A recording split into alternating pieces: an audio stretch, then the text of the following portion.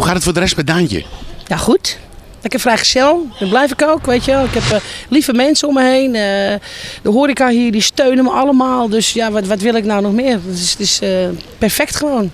En hoe is het met de taakstraf afgelopen?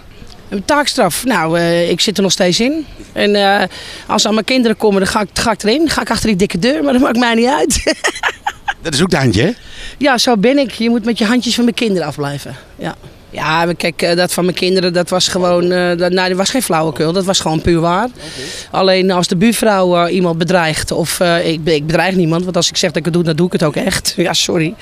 En als de buurvrouw het doet, dan is er niemand, is het zo? Maar als Daantje het doet, en als je eenmaal met je gezicht op televisie bent geweest, dan zitten al die aanschieren boven op je nek natuurlijk. Nou, ze doen maar, wat interesseert, want ik doe toch wat ik zelf wil. Klaar. Maar Daantje verhuist naar Benidorm, wat is er aan de hand dan? Ja, niks. Ik voel me eigenlijk gewoon goed hier. In Nederland loop ik op krukken. En hier loop ik de berg op. En ik kom er ook weer vanaf. Helemaal top.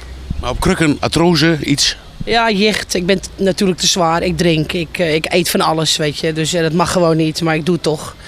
Dus ja, dan gaat je gezondheid slecht. Maar hier niks aan de hand. Veel liefde in Benidorm. En hoe doen we dat in Nederland met de optredens? Ik vlieg 6 tot 8 keer per maand heen en weer, ja. Dat is een hele opgave. Ja, ik heb aandelen bij Transavia. Je vliegt niet met Ryanair? Nee, ga je weg of niet? De spreken ze alleen Engels. Ik kan geen Engels. Benidorm ook veel optredens? Ja, bijna elke dag. Ik werk nu 7 dagen in de week. Ja. En ik doe het vanuit mijn hart en met veel plezier.